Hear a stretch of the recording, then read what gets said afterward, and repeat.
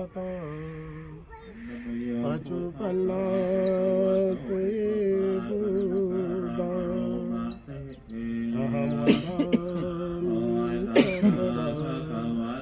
अहम वंदनी सबदा अहम वंदनी वेदांत एस प्रज्ञाबोधी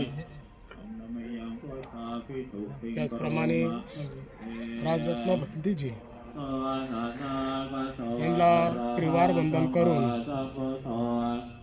या पवित्र भूमीला नतमस्तक होऊन आर्यजींना उपस्थित उपस्थिता बालबालिकांना सर्वांना मी मंगल कामना करतो. खरोखर आज ह्या पवित्र भूमीमध्ये आपण आले आपले काहीतरी कुशल कर्म म्हणून. कारण ज्या वेळेला आपण वेळूवनामध्ये होतो त्या वेळेला मी तुम्हाला सांगितलं होतं की अनाथ पिंपळाची होतो आणि तिथे नाव दिलं होतं अनाथ नगरीमध्ये नावाचा राजा आपल्या राजाची ही नगरी ही भूमी आणि याच्यामध्ये असणारा या भूमीमध्ये असा धनवान सुदत्त नावाचा एक धनवान व्यक्ती सर्व धन संपन्न विश्रावस्ती म्हणजे सगळं धन धान्य ज्या पद्धतीनं आता आपली मुंबई पुणे औरंगाबाद आहे अशी शहरं मोठमोठी अशीच ही नगरी धन्य धान्य संपन्न सर्व धनवान व्यक्ती आणि मग त्याच्यामध्ये सुदत्त त्याच्या नगरीमध्ये तेवढी माणसं सुखाने राहावीत म्हणून त्याचं कर्म कुशल होतं की सकाळी सर्व गोर गरिबांना सर्व मोठा पक्षी प्राणी असत त्यांना नेहमी दान पारमिता करत असत आणि असं करत असताना आणि म्हणून तो एक दिवस पुढे गेलेला आहे तो वेळ वंडा गेला कारण तिकडे त्यांची संबंध होता आणि तिथे तथागतांचं ऐकलं आणि धन्य झाल्यानंतर तथागतांना खरोखर तो गुडघ्यावरती बसून तथागतांच्या पुढे नतमस्तक होऊन भगवंताला माझ्या विनंती केली की भगवंत माझ्या नगरीला यावं श्रावस्तीमध्ये यावं अशी मी विनंती करतो. असं तथागतांना त्यांनी विनंती केल्यानंतर भगवंतांनी विनंती मान्य केली आणि खरोखर मग भगवान बुद्ध यायच्या आधी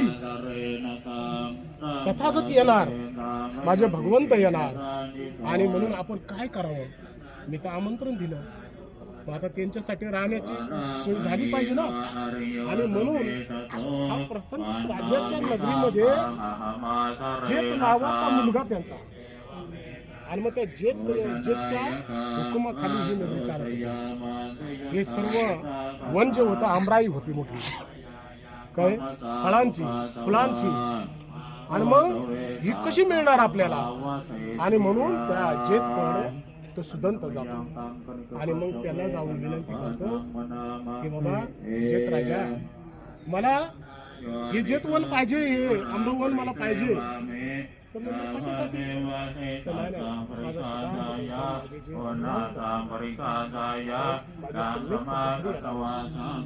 आणि मग जेतने सांगितलं की अशी सहज काय मिळणार नाही ही जमीन याच्यासाठी काय करावं लागल तर काहीतरी मोल द्यावं लागल तर तू सोन्याचं नाणं जितकं पसरशील जेवढं आतरशील तेवढी भूमी तुझी. म्हणलं ठीक आहे.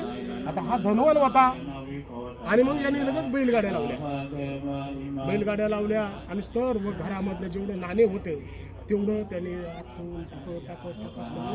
पसरून काढले आणि मग थोडी जागा राहिली आणि मग तो जेत आला तो राजा जो जेत होता तो येत आला आणि तो बघून तो धन्य झाला. म्हणला सुदत्त हे कोणासाठी करतो बाबा एवढा तर माझ्या भगवंतासाठी करतो माझ्या तथागतांसाठी करतो बाबा. श्रद्धा आताची माणसं श्रद्धेनं केलं तर सर्व होत पण आता माणसं श्रद्धाच नाही. एका भिकूला सुद्धा सांभाळती नाही का एक टायमाचं भोजन प्रत्येक दिवसाला या बाहेर देशामध्ये जर भगवंत बाहेर निघाले ना, व्यक्ती जर संघ बाहेर निघाला तर त्याला अन्नदान दान करत असतात. पण आपल्या इकडे तसं काही सुद्धा नाही, कारण आपण बुद्धाची नगरी म्हणतो. आणि म्हणून ही नगरी अशी होती का प्रत्येक भिक्खू जर बाहेर निघाला तर पहिलं त्यांना भोजन करायचं. आणि मग अशा पद्धतीने जेत आला आणि जेतने सांगितलं, बाबा तू जे पुण्य कर्म करतोय, जे कुशल कर्म करतोय, त्याच्यामध्ये मला पण हिस्सा दे ना थोडासा, मला पण वाटा दिला तर बरं होईल, नाही का. आणि मग सुदत्त म्हणला, ठीक आहे, मग काय करायचं. तर मग अर्धा जो चाराने हिस्सा होता तो पाऊन हिस्सा सुदत्ताने घेतला. आणि जो चाराने हिस्सा होता तो जेत नावाचा जो राजा होता, प्रसन्न राजाचा मुलगा, मग त्यानं तो सहज दान करून टाकला की तू जर तुझ्या भगवंतासाठी एवढं करतो तर मला पण कुशल कर्म करू दे.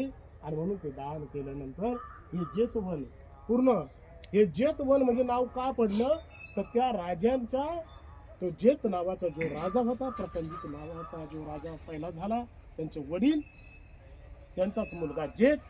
आता बघा, आपण काही जर दिलं तर आपल्या नावाला आपण भुकवलेला असतो, परंतु सुदत्तांनी ज्या अनाथ पंडितांनी हे जेतवन दिलं त्या राजाच्या नावाने जेत म्हणून नाव या जेतवनाला दिलं. कारण स्वतःचं नाव त्यांनी केलं नाही. इतिहासामध्ये काय फक्त म्हणले, अनाथ पिंडिकाचं हे जेतवन आहे का नाही. मग वनाचं नाव काय दिलं तर जेत, म्हणजे जेत नावाच्या राजाचं वन, असं म्हणून त्या अनाथ पिंडिकाने दान केलं. आणि त्या दानामध्ये खरोखर तो जेत राजा पण सहभागी झाला. अशा पद्धतीनं तो राजा सुद्धा धन्य झाला. आणि मग भगवंत इथं आले. भगवंत इथं आल्यानंतर त्यांचं स्वागत केलं या नगरीमध्ये सगळ्या फुलांनी. आणि मग फुलांनी स्वागत केल्यानंतर भगवंताला 54 कोटीचं विहार बांधून दिलं त्या अनाथ पिंडिकाने. आणि इथंच भगवंत बसायचे आणि सर्व याच ठिकाणी 5000पेक्षाही जास्त भिक्खू संघ तयार झाला. आणि आनंदाने याच ठिकाणी एक पिंपळाचं झाड या ठिकाणी लावलेलं सुद्धा आपण जाणार आहे. आणि याच ठिकाणी घंटे अंगुलीमाल सुद्धा आपण त्या अंगुलीमालाच्या बुद्धीमध्ये जाणार आहे. आणि तिथं सुद्धा आपण ब्रह्मदर्शन घेणार आहे. तर त्या ठिकाणी अंगुलीमालाला सुधारवणे गणपतीने सांगितलं.